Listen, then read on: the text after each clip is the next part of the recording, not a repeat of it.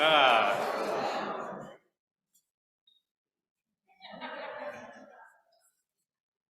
Shalom.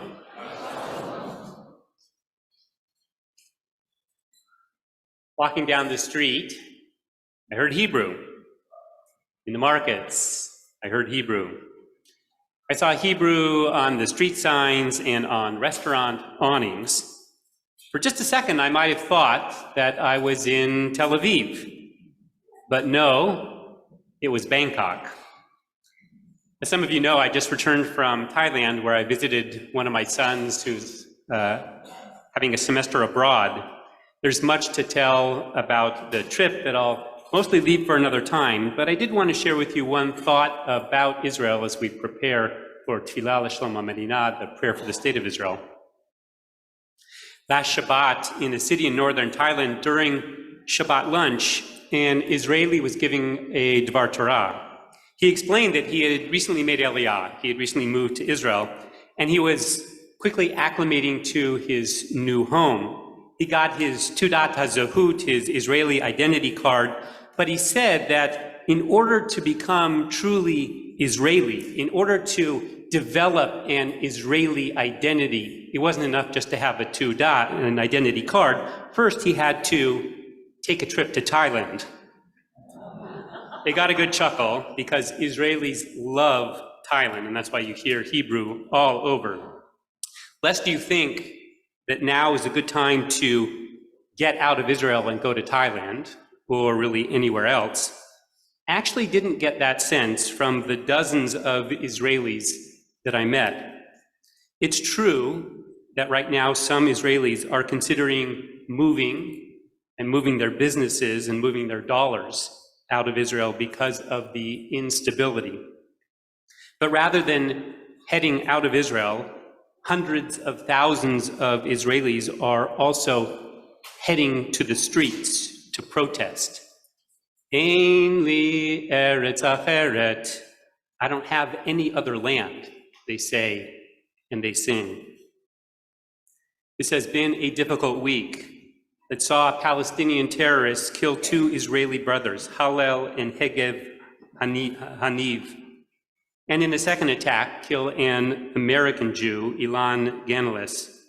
We also witnessed this week Jewish settlers terrorizing Palestinians, killing one and burning villages. Perpetrated by seemingly religious Jews, that is a Chilul Hashem, a desecration of God's name. And this week saw protests turn to civil unrest, which led to clashes between Israeli Jews and the police. Beyond the immediate pain and grief and disgust of what is unfolding, there are a few important things I'd suggest to keep in mind. First, of course, we should be outraged. We should be outraged over the Palestinian attacks and the Jewish attacks, but we shouldn't see them as morally equivalent. Earlier this week, a video was released that was teaching Palestinian terrorists how to perform a drive-by shooting, exactly the kind of shooting that killed the two brothers. The video was produced and put together by Hamas.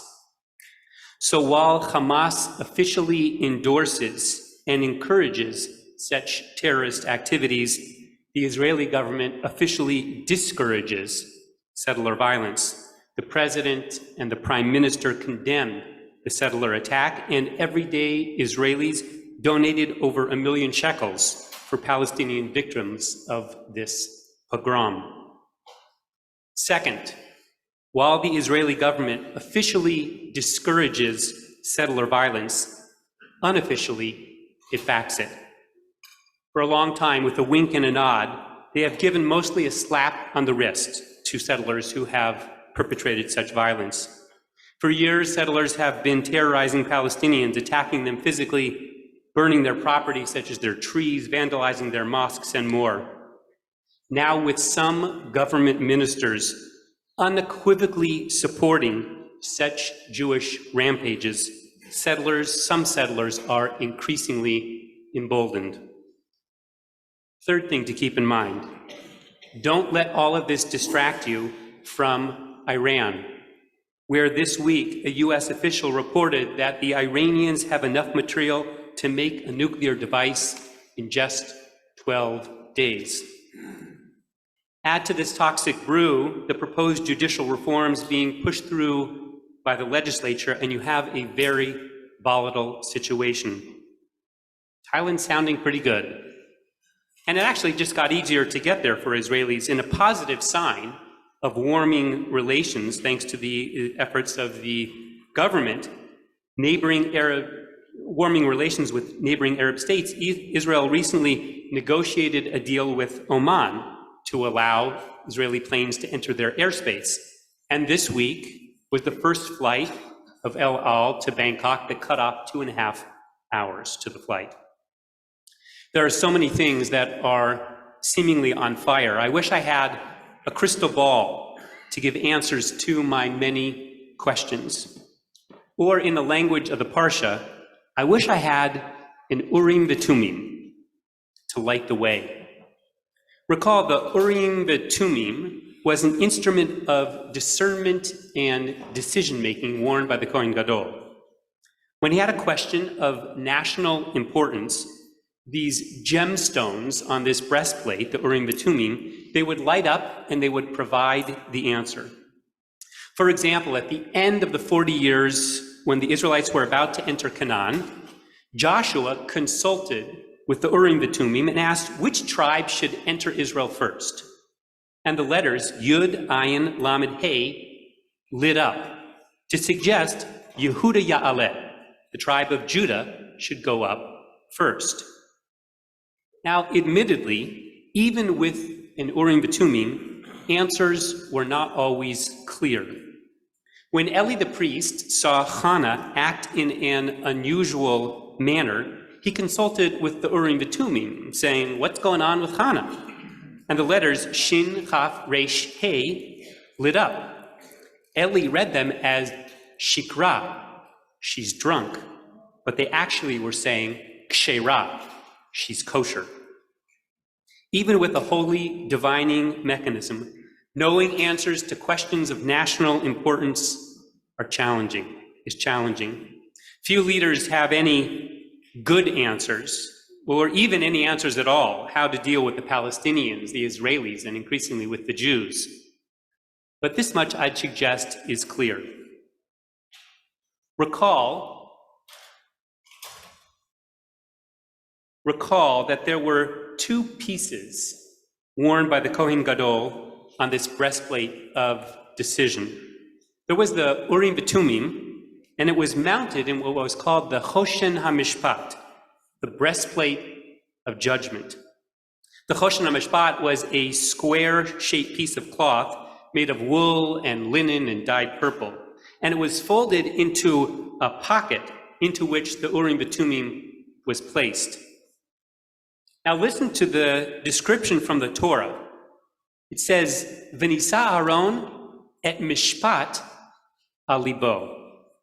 It doesn't say that Aaron shall wear the breastplate on his chest. Rather, Aaron shall nisa mishpat, shall carry justice on his heart. Whatever policies Israel crafts to deal with the Palestinians and Palestinian terrorists and Iran and Jewish terrorists and civil unrest protesters, and to address the judicial reforms, they must be, it's suggested in our Parsha, grounded in justice. Justice must be al libenu, cherished in our hearts, enshrined in law and in practice. In the words of Rabbi Eliezer Melamed, a West Bank rabbi of the two brothers who were brutally killed, and he spoke these words at their funeral: "Whoever rises up against us, we will fight them and we will win, all within the confines of law, through the army and the police." The fate of the Jewish people has always been to carry the flag of morality and to bring blessing to the world.